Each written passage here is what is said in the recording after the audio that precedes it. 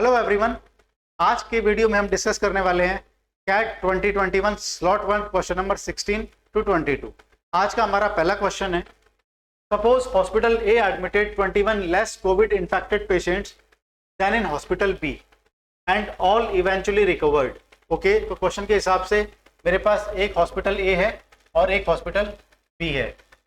The sum of recovery days for patients in hospital A and B were 200 and 152 respectively. तो यहाँ पे मेरे पास ये भी गिवन है कि टोटल रिकवरी डेज गिवन है 200 और यहाँ पे गिवन है मेरे पास 152। ए में मेरे पास बी से 21 कम पेशेंट्स हैं, ये भी गिवन है। मैं मान लेता हूँ ए में एक्स पेशेंट्स हैं और बी में जो है ए से 21 ज़्यादा होंगे, तो इसके हिसाब से ये x + 21 हो जाएगा मेरे पास। If the average recovery days for patients admitted in hospital A was 3 more than the average in hospital B, तो A का एवरेज कितना आएगा मेरे पास 200 डिवाइडेड बाय x, B का एवरेज कितना आएगा 152 डिवाइडेड बाय x + 21। और क्वेश्चन में क्या गिवन है, इसका जो एवरेज है इसके एवरेज से 3 ज़्यादा है, तो ये वैल्यू आपस में इक्वल हो जाएगी। इसको सॉल्व कर लेंगे अब। इसको 200/x ही रहने देते हैं। ये कितना हो जाएगा मेरे पास, एलसीएम ले लिया मैंने x + 21 का, x + 21 का एलसीएम ले लिया, तो ये हो जाएगा 152 + 3x + 63 + 63 यहाँ पे हो गया मेरे पास, ठीक है ना। तो यहाँ पे मैं क्रॉस मल्टीप्लाई कर दूंगा 200x + 21 × 200 4200 will be equal to, पहले x वाले टर्म को मल्टीप्लाई करते हैं तो 3x² हो जाएगा यहाँ पे, प्लस ये कितना हो जाएगा 152 और 63 इस 15 और 6 21 215, राइट। 3 और 2 5 15, ठीक है। ये हो गया मेरे पास। अब एक क्वाड्रेटिक इक्वेशन आ गई है, इसको सिंप्लीफाई कर लेंगे और सॉल्व कर लेंगे, मेरे पास x की वैल्यू आ जाएगी। तो फाइनली जो क्वाड्रेटिक इक्वेशन बनेगी वो कितनी हो जाएगी 3x² प्लस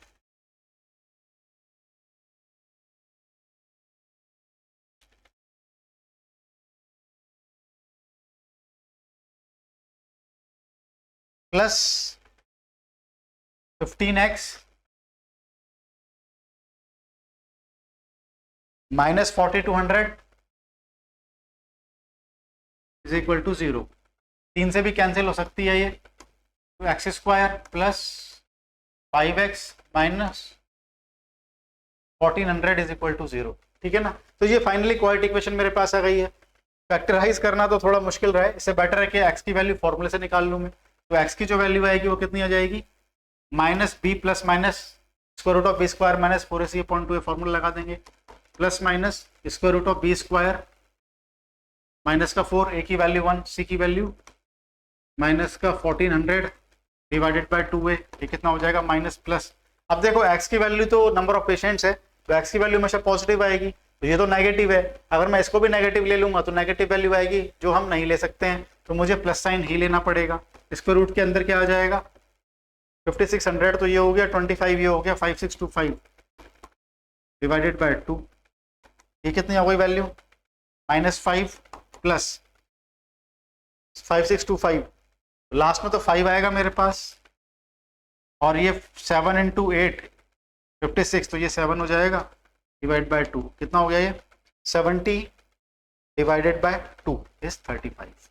क्वेश्चन में क्या पूछा है मुझे, तो x की वैल्यू 35 आई मेरे पास, ठीक है ना। क्वेश्चन में क्या पूछा है मेरे से, then the number of admitted in the hospital A में x माना है हमने, ठीक है ना, तो ये आ जाएगा। आप इसको ऐसे भी कर सकते हो, इसको x मान के इसको x - 21 मान लो, तो आपके पास x की वैल्यू आएगी और हमें निकालनी होगी x - 21 की। मैंने क्या किया, यहाँ पे x माना ताकि सॉल्व करके जब x की वैल्यू आएगी तो हम गलत मार्क नहीं करेंगे और x की वैल्यू हमसे पूछी गई, ठीक है। तो इसका जो आंसर होगा वो होगा 35, ठीक है। वेरी इजी क्वेश्चन, थोड़ा कैलकुलेशन आप अच्छे से करेंगे तो हो जाएगा। Next, the amount Neeta and Geeta together earn in a day equals what Sita alone earns in 6 days. The amount Sita and Nita together earn in a day equals what Geeta alone earns in 2 days. The ratio of daily earnings of one who earns the most to the one who earns the least is. Okay, तो यहाँ पे 3 लोग हैं मेरे पास, नीता, गीता और सीता, ठीक है ना। उनमें क्या रिलेशन गिवन है मुझे कि नीता और गीता की जो अर्निंग है एक दिन की, वो सीता की 6 दिन की अर्निंग के बराबर है। So what I can do is, मैं मान लेता हूं उनकी पर डे अर्निंग, मैं मान लेता हूं कि नीता की जो पर डे अर्निंग है वो n है, गीता की जो पर डे अर्निंग है वो g है, और सीता की जो पर डे अर्निंग है वो मान लिया मैंने ऐसे। तो this is your per day earning, ठीक है ना। ये मैंने मान लिया, क्या है ये, पर डे अर्निंग, ठीक है। अब क्वेश्चन में क्या गिवन है मुझे, Neeta and Geeta together earn in a day. तो नीता और गीता एक दिन में इतना कमाएंगे, that is equals to what Sita alone earns in 6 days। तो सीता 6 दिन में इतना कमाएगी, ये दोनों इक्वल होंगे। सेकंड कंडीशन क्या है, the amount Sita and Neeta together earn in a day, the amount Sita and Neeta together earn in a day equals what Geeta alone earns in 2 days। तो ये कितना हो जाएगा, 2g के इक्वल, ठीक है ना, 2g के इक्वल हो जाएगा। The ratio of daily earnings of the one who earns the most to the one who earns the least, वो मुझे यहाँ से इक्वेशन से सिंप्लीफाई करके निकालना पड़ेगा। मैं करता हूँ n सिंप्लीफाई करने के लिए इसमें से इसको माइनस कर देता हूँ। जब इसमें से इसको माइनस करूंगा मैं तो n से n कैंसिल हो जाएगा, मेरे पास बचेगा g माइनस s, उसकी वैल्यू आ जाएगी 6x माइनस 2g आ जाएगी, s इधर जाएगा तो 7s हो जाएगा, g इधर आएगा तो 3g हो जाएगा, s अपॉन g की जो वैल्यू आ जाएगी वो 3/7 आ जाएगी। यानी कि अगर s एक दिन में 3 रुपए कमाती है तो g will earn 7 rupees in a day. If s earns 3 rupees per day, g will earn 7 rupees per day. We can put the value of s or g in any of the equation to calculate the value of n. So what I'll do is I will तो यहां से मैं क्या करूंगा, n की equation I'll keep it as 6s minus g। 6s की value कितनी आ गई मेरे पास 3, मैं एज्यूम किया ये 3k और 7k होगा, पर सिंप्लीफिकेशन के लिए मैं तो 3 और 7 मान सकता हूँ, अदरवाइज 3k और 7k भी आप मान सकते हो, उससे कोई फर्क नहीं पड़ेगा। 6 इंटू एस की वैल्यू 3 माइनस जी की वैल्यू 7 हो गई है, यहाँ पे कितना आ जाएगा 18 माइनस 7 11, ठीक है। तो एन की वैल्यू 11 आ गई है। अब कहने का मतलब ये है, if S earns 3 rupees, G earns 7 rupees, तो N will earn 11 rupees, right. तो जी सबसे ज्यादा कमा रहा है यहाँ पे and S will earning the least. तो यहाँ पे हमसे क्या पूछा है, earns the most is 11, earns the least is 3। तो रेशो कितना आ जाएगा 11:3 और 11/3। यहाँ पे बी ऑप्शन जो होगा वो मेरा सही ऑप्शन हो जाएगा। I am really shocked that this kind of question are asked in CAT. Really very easy question from this lot of CAT. The natural numbers are divided into groups as 1, 2, 3, 4, 5, 6, 7, 8, 9 and so on. Then the sum of the numbers in the 15th group is equal to. दिखने में question बहुत ही simple लग रहा है but थोड़ा सा tricky है question ये, और ऐसे ट्रिकी क्वेश्चन के लिए मेरा सजेशन ये रहता है हमेशा कि जब भी आप क्वेश्चन करो या तो you find the clue in 15-20 seconds, then what we are suppose to do. Otherwise वो क्लिक नहीं हुआ तो बहुत टाइम तक क्लिक नहीं होता, then in that case we should leave that question. तो यहाँ पे क्वेश्चन ने मुझसे पूछा है जो ग्रुप है मेरे पास, देखो अगर मैं G1 की बात करूं तो G1 में मेरे पास कितने एलिमेंट है 1, ठीक है ना। अगर मैं ग्रुप 1 की बात करूं तो ग्रुप 1 में मेरे पास कितने एलिमेंट हैं, ग्रुप 1 में मेरे पास 1 एलिमेंट है, राइट। ग्रुप 2 की बात करूं तो मेरे पास इसमें 3 एलिमेंट्स हैं। ग्रुप 5 की बात करता हूं मैं अगर, तो उसमें मेरे पास 7 एलिमेंट्स हैं। ग्रुप 7 की बात करूंगा तो I will see that I will be having 9 elements in it, ठीक है ना। इसका मतलब ये हो रहा है यहाँ पे कि किसी भी ग्रुप में जो एलिमेंट है वो एलिमेंट जो है मेरे पास, ये ग्रुप 3 होगा और ये ग्रुप 4 होगा, ठीक है ना। ग्रुप 1 में 3, ग्रुप 3 में 7, ग्रुप 4 में 9 एलिमेंट्स एंड सो ऑन। तो यानी जितने भी एलिमेंट्स आ रहे हैं यहाँ पे, नंबर ऑफ एलिमेंट्स की मैं बात कर रहा हूँ, तो वो ग्रुप नंबर मल्टीप्लाइड बाय 2 - 1 आ रहे हैं। तो यहाँ पे जैसे कि जनरल केस में कह सकता हूँ कितने नंबर ऑफ एलिमेंट्स होंगे 2n - 1, 2n - 1 will be the number of elements. जैसे फॉर एग्जांपल n की वैल्यू में 3 रखता हूँ यहाँ पे, सो 3 × 2 6 - 1 5, तो 3 में कितने 3 रखता हूँ यहाँ पे, 3 × 2 6 - 1, तो ये गलत लिखा है ना आपने, 5 और 7 एंड सो ऑन, ठीक है ना। तो यहाँ पे मैं देखूंगा कि मेरे पास जो सेकेंड ग्रुप है तो n की वैल्यू 2 रखा तो 3 एलिमेंट आ गए, n की वैल्यू 3 रखूंगा मैं यहाँ पे तो 5 एलिमेंट्स आ गए, n की वैल्यू लेट्स से 4 रखा मैंने यहाँ पे तो 7 एलिमेंट्स आ गए। इसका मतलब ये मैं नंबर ऑफ एलिमेंट्स की जनरल टर्म्स निकाल सकता हूं। अब मुझसे क्वेश्चन ने पूछा है the number in the 15th group, जो मेरा 15th ग्रुप होगा उसमें कितने एलिमेंट्स होंगे, the number of elements in 15th group is equal to, तो 15th ग्रुप पे कितने एलिमेंट होंगे ये मुझे निकालना है। सो मैं n की वैल्यू 15 रख दूंगा यहाँ पे, तो नंबर ऑफ एलिमेंट्स कितने आ जाएंगे मेरे पास 2 × 15 - 1 विच इज इक्वल टू 29। अब मेरे पास 29 जो है एलिमेंट्स वो आ गए हैं मेरे पास 15th ग्रुप में। अब प्रॉब्लम ये है कि वो ग्रुप कहाँ से शुरू होगा कहाँ से एंड होगा ये मुझे नहीं पता लग रहा है। इसके लिए एक छोटा सा आपको ऑब्जर्वेशन ध्यान देना होगा। You have to observe very closely that group 1 ends with 1, group 1 ends with 1, group 2 ends with 4, group 3 ends with 9। ठीक है ना, ये समझ में आया कि group 1 ends with 1, group 2 ends with 4, group 3 ends with 9 and you will see the next group will be 10, 11, 12, 13, 14, 15 and 16। तो जो मेरे पास नेक्स्ट ग्रुप होगा वो मेरे पास एंड होगा 16 से। तो यहाँ पे एक क्लू बनता है कि ये 1 का स्क्वायर है, ये 2 का स्क्वायर है, ये 3 का स्क्वायर है, ये 4 का स्क्वायर है, यानी कि जो भी मेरे पास ग्रुप होगा वो एंड होगा उस नंबर के स्क्वायर से। ठीक है ना, तो यानी कि अगर मेरे पास 15th ग्रुप है, ठीक है ना, ये मेरे पास 14th ग्रुप है और ये मेरे पास 15th ग्रुप है, 15th 14th ग्रुप। तो 14th group will be ending from 14 का स्क्वायर, यानी कि वो 196 से एंड होगा। तो ये वाला जो ग्रुप है 1997 से स्टार्ट होगा और 15th जो ग्रुप जिसका सम मुझे निकालना है वो एंड होगा मेरे पास 15th ग्रुप, 15 का square will be equal to 225। तो मेरे पास ग्रुप क्या हो गया 197, 198 एंड सो ऑन टिल 225। तो you will see there are 29 elements in it and it is the 15th group and I have to calculate the sum of it. तो यहाँ पे सम निकालना बहुत मुश्किल है, बहुत इजी है। यहाँ पे n की वैल्यू आप निकाल सकते हो, मतलब n की वैल्यू 196 रख के एक बार n sum of n numbers का निकाल सकते हो, या फिर दूसरा मेथड आप एपी का फॉर्मूला यूज कर सकते हो। एपी का फॉर्मूला में मतलब जो सम निकालना है मुझे, तो सम की वैल्यू कितनी आ जाएगी मेरे पास, नंबर ऑफ टर्म्स कितनी है 29 divided by 2 into first term plus last term, यानी कि 197 प्लस 225, इससे भी आंसर आ जाएगा आपका। ये कितना हो जाएगा मेरे पास 29/2, ये कितना हो जाएगा, ठीक है 29 into 211 will be my answer, right. Calculator exam में रहता है आपके, you can easily calculate that सम।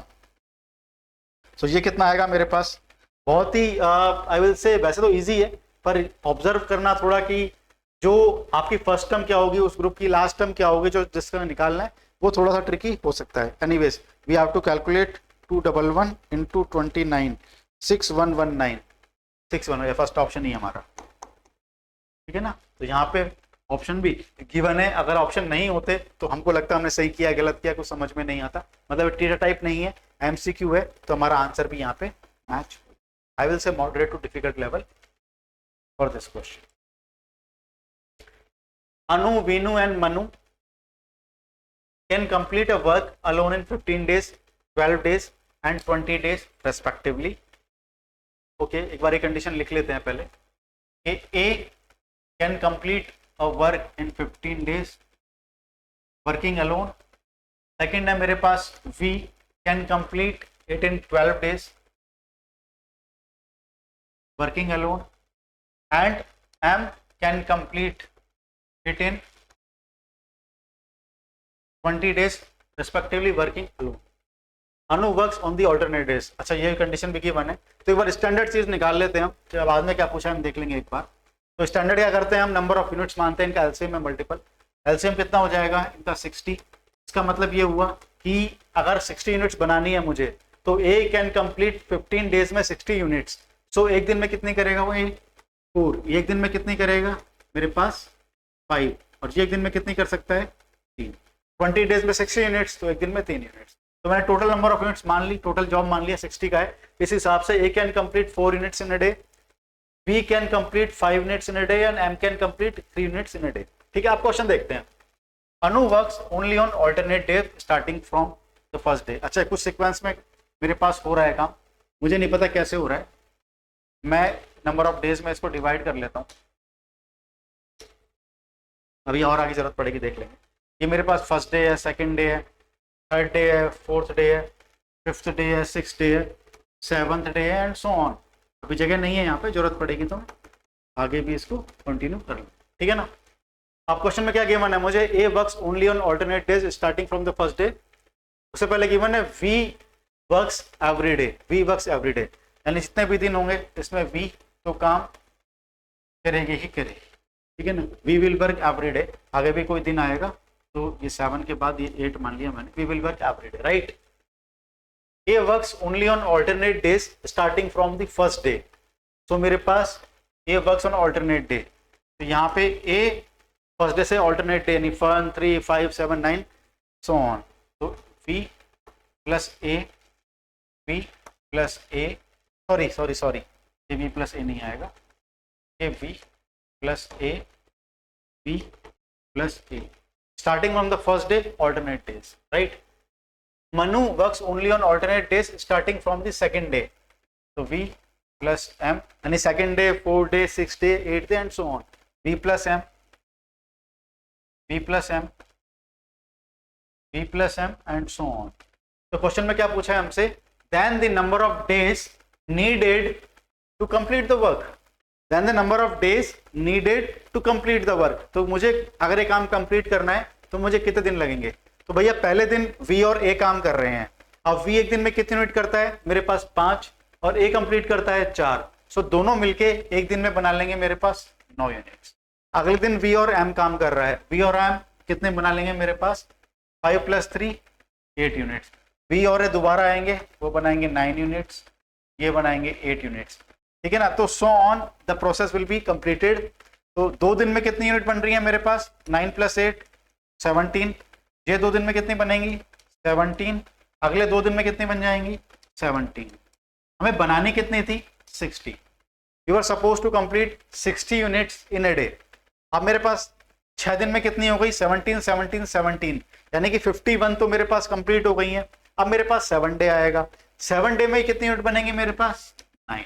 देखो यहाँ तक पहले 6 दिन तक तो मेरे पास 51 यूनिट्स कंप्लीट हो चुकी हैं। अब 7th डे आएगा, 7th डे में नंबर आएगा v प्लस ए का, v प्लस ए एक दिन में कितनी बनाते हैं 9, इसका मतलब 51 + 9 60 यूनिट्स मेरे पास 7th डे में टोटल कंप्लीट हो जाएंगी। तो मेरे पास 6 डे प्लस 1 डे यानी कि 7 डे जब मेरे पास हो जाएंगे तो मेरे पास 60 यूनिट्स कंप्लीट हो जाएंगी। और यहाँ पे मैंने जो अज्यूम किया है टोटल जॉब मेरा 60 यूनिट्स ही कंप्लीट किया है, 60 यूनिट्स ही माना है, so number of days will be required 7, ठीक है ना। अगेन आइल से एमसीक्यू टाइप है, ऑप्शन मैच हो जाता है हमारा तो बहुत ही इजी हो जाता है क्वेश्चन करना। थोड़ा सा कॉम्प्लिकेशन क्वेश्चन होता अगर नंबर इस तरह सेलेक्ट होते कि ऑप्शंस में फ्रैक्शंस आते तो थोड़ा सा कॉम्प्लिकेटेड होता, बट यहाँ पे प्योर इंटीजर्स आ रहे हैं तो समझना और क्वेश्चन सॉल्व करना काफी इजी हो जाता है, ठीक है। तो correct answer here will be D option 7, I will say moderate level question CAT के हिसाब से। Next, how many 3-digit numbers are greater than 100 and increases by 198 when the 3 digits are arranged in the reverse order? Okay, question हमसे कहता है कि मेरे पास एक 3 digit का नंबर है कुछ भी जो कि 100 से बड़ा है, यानी 100 नहीं है 100 से बड़ा है। तो मैं कहता हूं कि मेरे पास लेट से एक नंबर है मेरे पास ए बी सी, 3 डिजिट का नंबर है मेरे पास। how many 3-digit numbers are greater than 100? ठीक है ना।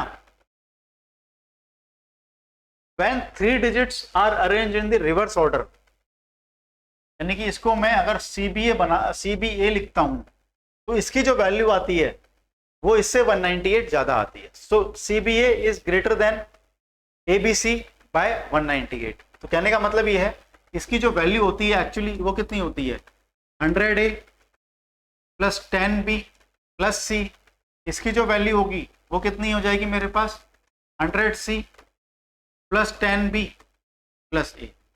क्वेश्चन में मुझसे कहा गया है कि CBA - ABC इज 198, यानी कि 100C + 10B plus A minus 100A plus 10B plus C, this is equal to 198। ये मुझे गिवन है, तो 100C माइनस C आएगा तो आएगा 99C, 10B और 10B नेगेटिव लगे कैंसिल हो जाएगा, और यहाँ पे आएगा मेरे पास माइनस 100A, तो ये हो जाएगा माइनस का 99A and that will be equal to 198, 99 common ले कैंसिल हो जाएगा, तो C माइनस A की जो वैल्यू आएगी वो आ जाएगी 2, तो C will be equal to A plus 2, ठीक है ना। तो जो हमने 3 डिजिट का नंबर माना है उसमें C की जो वैल्यू है वो A से 2 ज्यादा है, यानी this number C is greater then A by 2, ठीक है ना। अब यहाँ पे हम केसेस लेंगे, 3 डिजिट का नंबर है मेरे पास, ठीक है ना। अब इस 3 डिजिट के नंबर में क्या A की वैल्यू 0 हो सकती है? क्या A की वैल्यू 0 हो सकती है? नहीं हो सकती है। अगर A 0 हो गया तो ये 2 डिजिट का नंबर ही बचेगा। इसका मतलब मिनिमम जो A की वैल्यू आ सकती है वो 1 आ सकती है। इसका मतलब जब C की वैल्यू आएगी तो 3 आएगी और ये B रह जाएगा मेरे पास, ठीक है ना। सेकंड केस में क्या होगा, A की वैल्यू 2 हो सकती है तो C की वैल्यू 4 हो जाएगी।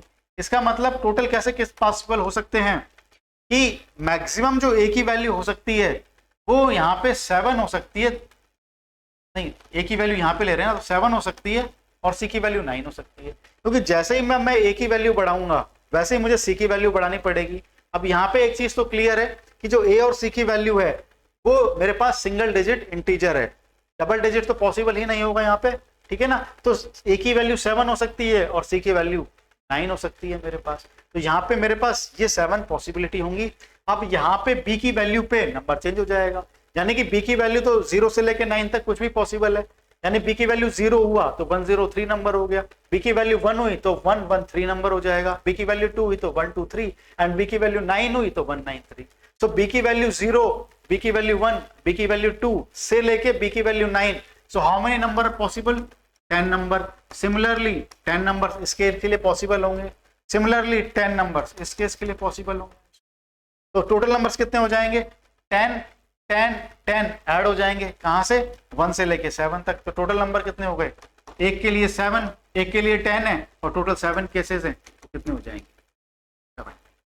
तो माय आंसर विल बी 70। ये टीचर टाइप क्वेश्चन है, एमसीक्यू नहीं है, तो यहाँ पे थोड़ा सा आपको सोचना पड़ेगा कि आंसर सही है या नहीं है, मतलब क्रॉस चेक के लिए कोई तरीका नहीं है, ठीक है ना। तो क्वेश्चन बहुत ही सिंपल था। यहाँ पे हमको गिवन था कि ये नंबर और ये नंबर, यानी ये नंबर को जब मैं रिवर्स ऑर्डर में लिखता हूँ तो ये नंबर आता है और इसका और जो इसका डिफरेंस आता है वो मेरे पास 198 आता है। मैंने एक कंडीशन अप्लाई कर दी, C माइनस A की वैल्यू 2 आ गई, C is equal to A plus 2 आ गया, यानी कि C की वैल्यू A से 2 बड़ी है। तो मैंने केसेस देखे, ये मैक्सिमम 7 केसेस ही बन सकते हैं और एक केस के लिए मेरे पास 10 नंबर्स बन सकते हैं। एक केस के लिए 10 नंबर, 7 केसेस है मेरे पास, तो 10 इंटू 7 70 टोटल नंबर्स पॉसिबल है। तो यहाँ पे आंसर जो होगा 70, moderate level. Two trains cross each other in 14 seconds when running in opposite directions along parallel tracks. The faster train is 160 meter long and crosses a lamp post in 12 seconds. If the speed of the other train is 6 km per hour less than the faster one, then its length in meter is. Okay, पहली बात तो MCQ type है मेरे पास। Second, maximum data given है मुझे, बस मुझे ध्यान रखना है किलोमीटर पर आवर और मीटर पर सेकंड में जो कंडीशन गिवन है। 2 ट्रेन है मेरे पास, एक फास्टर ट्रेन है और एक स्लोअर ट्रेन है।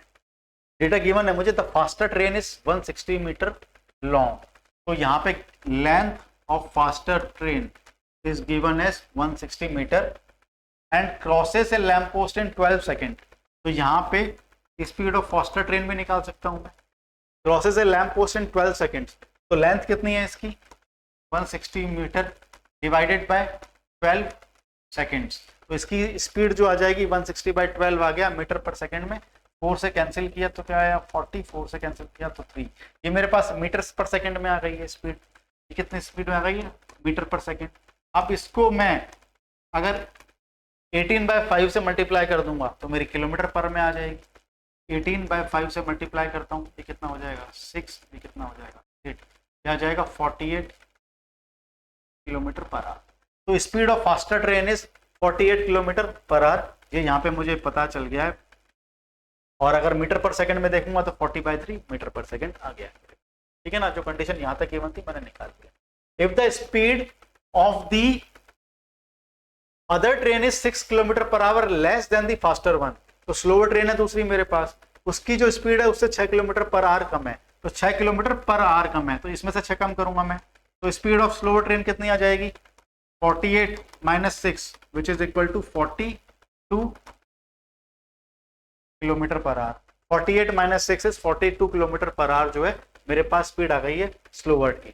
अब मुझे ये कैलकुलेट करनी पड़ेगी मीटर पर सेकंड में भी, ठीक है ना। सो 42 इंटू, अब की बार मैं 5/18 से मल्टीप्लाई करूंगा, क्योंकि जब किलोमीटर पर आवर से मीटर पर सेकंड में कन्वर्ट करते हैं तो 5/18 से मल्टीप्लाई करते हैं, और जब मीटर पर सेकंड से किलोमीटर पर आवर में कन्वर्ट करते हैं तो 18/5 से मल्टीप्लाई करते हैं। 42 इंटू 5/18, ठीक है ना।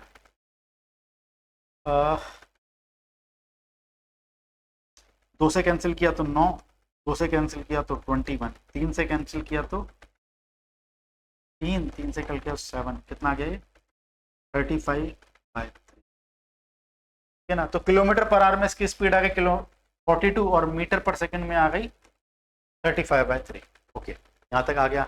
मुझे लेंथ निकालनी थी इसकी, तो ये कंडीशन और बाकी है मेरे पास। When they are running in opposite directions, जब अपोजिट डायरेक्शन में ट्रेन मूव करती हैं तो उनकी जो रिलेटिव स्पीड होती है वह ऐड हो जाती है, और उनको जो टाइम लगता है वो इस फॉर्मूले से निकालते हैं, L1/L2 S1 plus S2। Time कितना गिवन है मुझे 14 सेकेंड्स, तो ये भी मैं मीटर में लूंगा और ये सेकंड्स में लूंगा, स्पीड मीटर पर सेकंड में लूंगा। L1 की वैल्यू कितनी है, यानी L स्लोअर मुझे निकालनी है, लेंथ ऑफ स्लोअर ट्रेन मुझे निकालनी है, लेंथ ऑफ फास्टर ट्रेन मुझे कितनी है 160। स्पीड दोनों की ऐड हो रही है लेकिन ये मीटर पर सेकंड में होगी, यानी कि 40/3 प्लस 35/3 ये हो जाएगा।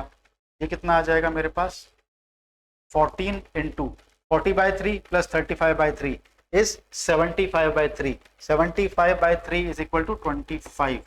ये आ जाएगा मेरे पास L प्लस 160, तो L की वैल्यू कितनी आ जाएगी 25 into 14 is 350 minus 160 which is equal to 190 metres. तो ये जो लेंथ थी ये स्लोअर ट्रेन की है मेरे पास, तो length of slower train is 190। कौन सा ऑप्शन हो गया ये सी ऑप्शन, ठीक है ना। So this question was very very easy, क्योंकि इसमें मैक्सिमम डेटा गिवन है यहाँ पे, खाली आपको बस मीटर पर सेकंड से किलोमीटर पर आवर में आना है, किलोमीटर पर आवर से मीटर पर सेकंड में आना है, और जो रिलेटिव स्पीड का फॉर्मूला होता है मेरे पास कि दो ट्रेन अगर अपोजिट डायरेक्शन में मूव करती हैं सो जो टाइम लगता है उन्हें क्रॉस होने में, लेंथ तो हमेशा ऐड ही होती है उनकी, और स्पीड जो है वो डिपेंड करता है अपोजिट में है कि सेम में है। अपोजिट में है तो ऐड हो जाती है, और अगर सेम डायरेक्शन में है तो सब्ट्रैक्ट हो जाएगी यहाँ पे। तो यहाँ पे मैंने लगा दिया, ध्यान रखना है ये सारे यूनिट्स जो है वो सेम ही रहेंगी। तो यहाँ पे अगर ये मीटर में है तो ये मीटर पर सेकंड में होना चाहिए, इसीलिए यहाँ पे सेकंड आएगा, ठीक है। तो हमने अप्लाई कर दिया, जो लेंथ ऑफ स्लोअर ट्रेन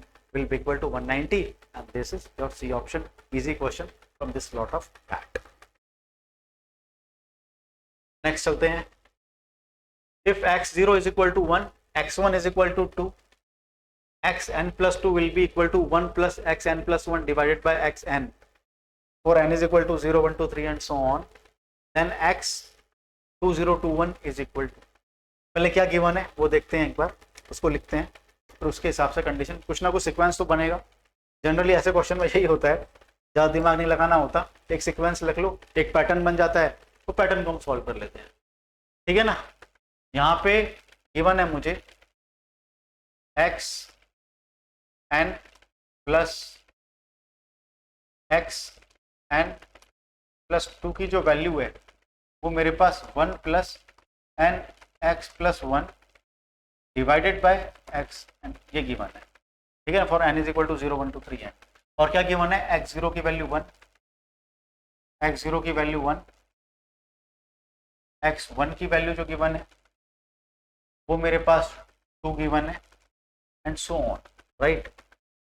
आगे वैल्यू निकालता हूं मैं, फिर देखते हैं क्या सीक्वेंस बनता है। n is equal to x is equal to 1, 2 तो है मेरे पास, x1 की वैल्यू है, x2 की वैल्यू निकालनी है मेरे पास, तो मुझे n is equal to 0 put करना पड़ेगा। जब मैं n is equal to 0 put करूंगा तो यहाँ पे बनेगा मेरे पास x2 will be equal to 1 plus x1 divided by x, यानी कि एक सीक्वेंस बन रहा है, जो टर्म मुझे निकालनी है 1 प्लस उससे एक छोटी टर्म यानी छोटा नंबर और डिवाइड बाय x0, ठीक है ना। तो x2 की वैल्यू कितनी आएगी मेरे पास 1 प्लस x1, x1 कितना है मेरे पास, x1 है मेरे पास 2 डिवाइड बाय x0, x0 1, ये वैल्यू आ गई है मेरे पास 3, ठीक है ना। तो x2 की वैल्यू 3 आ गई है, x2 की वैल्यू जो आ गई है मेरे पास 3 आ गई है, राइट। x2 की वैल्यू 3 आ गई है। अब n इज इक्वल टू जब मैं 1 रखूंगा तो मेरे पास x3 की वैल्यू आएगी, वो मेरे पास 1 plus x2 divide by x1 आएगी, right. 1 plus x n is equal to 1 रखेंगे तो x2 डिवाइड बाय x1 आएगी, यानी कि 1 प्लस x2 की वैल्यू आ जाएगी मेरे पास 3, x1 की वैल्यू जो आ जाएगी वो आ जाएगी x1 कितना आया मेरे पास 2, ठीक है ना। तो ये हो जाएगा 4 2, ठीक है।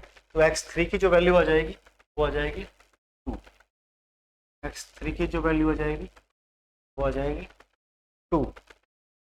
अब n इज इक्वल टू 2 रखूंगा तो मेरे पास x4 की वैल्यू आएगी, x4 की वैल्यू कितनी आ जाएगी 1 plus x3 divide by x2, 1 plus x3 की वैल्यू कितनी आई मेरे पास 2, और x2 की जो वैल्यू आई है वो मेरे पास आई है 3, ये वैल्यू आ जाएगी 1। तो x4 की वैल्यू 1 आ जाएगी मेरे पास, x4 की वैल्यू 1 आ गई मेरे पास, राइट। कोई पैटर्न तो नहीं बना शायद अब तक, 1 2 3 2 1, नहीं अभी तक कोई पैटर्न नहीं बना है। I think we need to calculate more values. x5 की जो वैल्यू आएगी वो आ जाएगी 1 plus x4 divide by x3, 1 plus x4 की वैल्यू आई है 1, x3 की जो वैल्यू आएगी वो जाएगी 2, ये कितना आ जाएगा 1, ठीक है ना। x5 की वैल्यू 1, एक बार और वैल्यूज निकाल लेते हैं तभी समझ में आएगा। x5 की वैल्यू 1, x6 की जो वैल्यू आ जाएगी 1 plus x5 divided by x4, 1 plus x5 की वैल्यू कितनी है मेरे पास 1 डिवाइडेड बाय x4 की वैल्यू कितनी आई है 1, ये आ जाएगा 2, ठीक है। और वैल्यूज निकालनी पड़ेंगी मुझे। x6 की वैल्यू आ गई है, x7 की values, x7 will be equal to 1 plus x6 divided by x5, 1 plus x6 की वैल्यू आई है 2 और x5 की वैल्यू आई है 1, ये वैल्यू हो गई 3, 1 2 3 1 2 3, ओके। और वैल्यूज निकाल ही लेते हैं। x8 की जो वैल्यू आएगी 1 plus x7 divided by x6, 1 plus x7 की वैल्यू 3 और x6 की जो वैल्यू आ जाएगी वो आ जाएगी, ये वैल्यू हो गई 2। I think the pattern we have found. एक वैल्यू और निकाल लो अगर निकालना चाहो तो, 1 plus x8 divide by x7, right. 1 plus x8 की वैल्यू हो जाएगी 2 और x7 की जो वैल्यू हो जाएगी वो जाएगी, x4 तक लिख लिया हमने, 1 2 3 2 1 1 2 3 2 1, ओके समझ में आ गया। x5 की जो वैल्यू आ रही है वो आ रही है 1, x6 की जो वैल्यू आ रही है वो आ रही है 2, x7 की जो वैल्यू आ रही है वो आ रही है 3, x8 की जो वैल्यू आ रही है वो आ रही है 2, x9 की जो वैल्यू आ रही है वो आ रही है। इसका मतलब ये पैटर्न देखता हूं मैं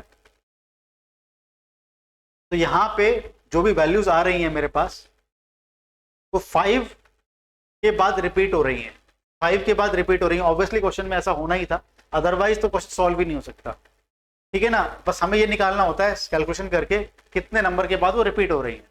तो हमने यहाँ पे देखा कि एवरी 5 टर्म के बाद वो रिपीट हो रहा है। मुझे वैल्यू निकालनी है x20 21, तो x0 x5, अब यहाँ पे आएगा मेरे पास x10 will be equal to 1 and so on. इसका मतलब 0 5 10 जो 5 का मल्टीपल है वो वैल्यू यहाँ पे आएंगी, तो मेरे पास x जो है 20 विल बी इक्वल टू 1, 5 के मल्टीपल वाली वैल्यूज आ रही हैं तो 1 हो जाएगी मेरे पास। तो अगली वैल्यू कौन सी होगी 20 21, वो हो जाएगी मेरे पास 2। यही तो मुझे निकालना था, 5 का मल्टीपल 20 इससे अगली वैल्यू 20 21 जो मुझे निकालनी थी, तो वो इस सीक्वेंस में फॉलो करेगी, वो इसमें फॉलो करेगी, उसकी वैल्यू हो जाएगी। तो यहाँ पे जो क्वेश्चन का आंसर होगा वो डी ऑप्शन होगा, ठीक है ना। एग्जाम टाइम में सॉल्व करने के बाद सोचना कि हम जो कर रहे हैं सही नहीं कर रहे हैं, और इतना लंबा पैटर्न को होल्ड करना थोड़ा सा मुश्किल होगा। I consider moderate to difficult level this question, and this question was 22. So I believe we have solved all the questions, and if you have any doubt regarding any questions, the method or tricks, or you have any other way to solve that, please let me know in the comment section. The correct answer for this question will be 2, and this question I'll consider as moderate to difficult level. What we have done is, for different values of n, we calculate the value of x by putting these values, and we found the pattern that after every 5 terms it is repeated. So we saw that x 2020, the value of x 2020 will be 1, and by following the pattern, the value of 2021, x 2021 will be equal to 2. So D option will be the correct option.